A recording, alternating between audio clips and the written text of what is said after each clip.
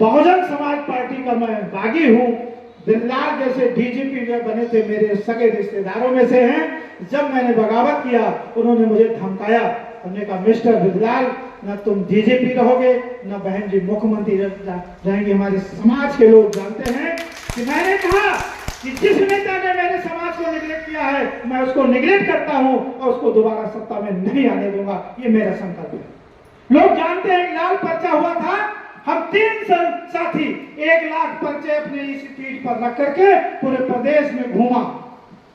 3 मार्च को अंतिम चुनाव था 2012 का और 6 मार्च को हम अपने घर आए।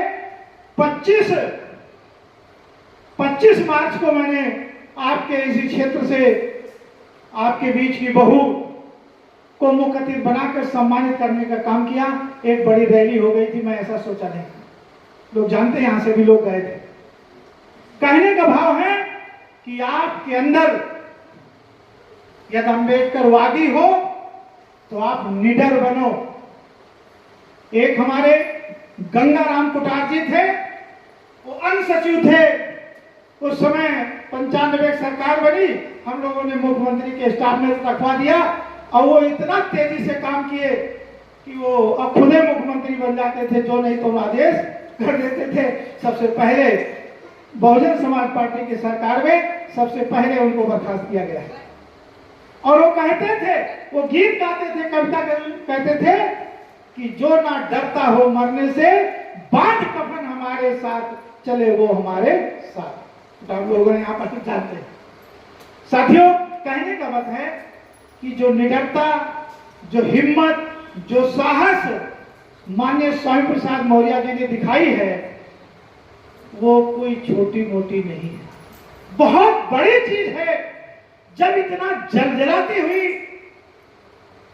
शासन व्यवस्था को उन्होंने चैलेंज किया है। क्या भारत में और कोई सांसद विधायक इतनी बार मंत्री रहा हो? कोई था नहीं। लेकिन आज हिम्मत नहीं रहा ऐसे शेर का साथ देने के लिए। जब उन्होंने जिस दिन 13 फरवरी को पत्र लिखा, मेरी बात हुई, हमने उनसे कहा माननीय मंत्री जी 24 तक किसी तरीके से जहर का घूंट पी लिया जाए। हमारी आपकी बात है कि 24 के बाद हम पार्टी जरूर बनाएंगे, क्योंकि ये हमारी 2016 से मंत्रणा चल रही थी। लेकिन जब ये बात आई, उन लोगों ने चैलेंज किया, उनको मानसिक विचित्र की बात आ गई। उसी दिन कहा मंत्री जी मैं आ रहा हूं, अब आप पार्टी के बनाने के लिए कुछ भी करिए, हम अब आपके साथ काम करने के लिए तैयार हैं। उन्होंने कहा कि नहीं ठीक है, बहुत लंबे समय से अब भैया जी धनगर जी को जानते हैं, वो हमारे पीछे रहने पड़े हैं, तो पार्टी बनाई जाएगी तो लंबा समय लगेगा और ये पार्टी है, नाम भी कोई बहुत खड़ा नहीं, आपको कहो तो इसी को टेक ओवर कर लिया जाए। हमने कहा डन, 1 सेकंड में हमने कहा डन, मैं आपके साथ में हूं।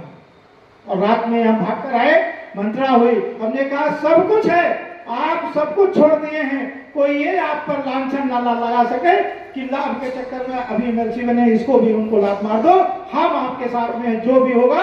और यही नहीं, हमारे समाज के लोग जानते हैं, सहारनपुर से देवरिया तक मैंने पैदल नहीं बल्कि एक पैर पर खड़े होकर काम किया। समाज के तमाम ऐसे घटनाएं हैं जो लोग जानते हैं, एक सूची का भी हमने उदाहरण दिया है। उस महिला को मैंने ललकार करके दोबारा वो सामान्य पुरुष हुई और उन्होंने कहा तू चुनाव लड़, पैसा हम कहीं से भी देंगे, मेरे खाने का ठीक नहीं है, लेकिन आज मेरे जवान पर 2-4-5 लाख लोग देने के लिए तैयार है। हमने उससे कहा तो लोगों ने कहा जाओ इसको और लड़ाना चाहे तो पैसे की कमी नहीं होगी, लेकिन जीत के आना चाहिए। मित्रों, उस सामंतवादी व्यवस्था में माननीय मौर्य जी का संरक्षण रहा और वो कम से कम 400 प्लस वोटों से वो महिला सामान्य सीट पर ठाकुरों को जो है पराजित किया। यह है माननीय मौर्य जी की दिलेरी। मित्रों, कहने का भाव है कि आज आवश्यकता है दोस्त दुश्मन को पहचानने की। हमारा जो राष्ट्रीय ग्रंथ है उसके बारे में बहुत सारे हमारे पढ़े लिखे इंजीनियर, डॉक्टर, बड़े बड़े अधिकारी भी उसके प्रति गंभीर नहीं है, उसके प्रति गंभीर नहीं है। जब अटल बिहारी वाजपेयी जैसे लोग उसको समीक्षा करके कंडम नहीं कर पाए तो उन्होंने कहा कि हम इसको निष्प्रभावी कर दे। निष्प्रभावी हो गया है, देख रहे हैं, लेकिन शेड्यूल कास्ट के अंदर इतनी ताकत है कि बिना किसी राजनीतिक दल के 2 अप्रैल 2018 में उनको लोहे का चना चढ़वा दिया और उनको अपना सुप्रीम कोर्ट में जो आदेश हुआ था उसको लेकर के वापस कराने का काम किया। ये ताकत आपकी है, ये आपको एहसास करना होगा। सभी जगह आंदोलन हुए, कानपुर के लोगों ने भी बढ़ चढ़ के उसमें हिस्सा लिया। कई साथी हमारे शहीद हो गए हैं, कई जगह जगह हम लोगों को भी ये झेलना पड़ा। ये मौका है, हम उनके वंशज हैं जो नायक सिद्धनाथ थे। हम उस बाजीराव पेशवा के 28,000 सैनिकों को मौत के घाट उतारने वाले उनके वंशज में हैं। हम क्या ऐसे बैठ जाएंगे कि वो संविधान बदल दें? संविधान बदलने के लिए उनको हमारे लोगों के लाशों पर से गुजरना पड़ेगा। आज जो निर्णय लिया गया है वो इसलिए नहीं कि हमें कहीं से पैसा मिला है या कहीं से लाभ मिलेगा या हमें कोई कुछ बना देगा। केवल संविधान बनाने, जो बचाने के लिए इतनी बड़ी कुर्बानी दिया है हमारे भगवती प्रसाद सागर साहब ने, जो सांसद का टिकट मिला और उसको वापस करके तमाम ऐसे साथी आज इस समय आए हैं और इस पीड़ा को उठाए हैं।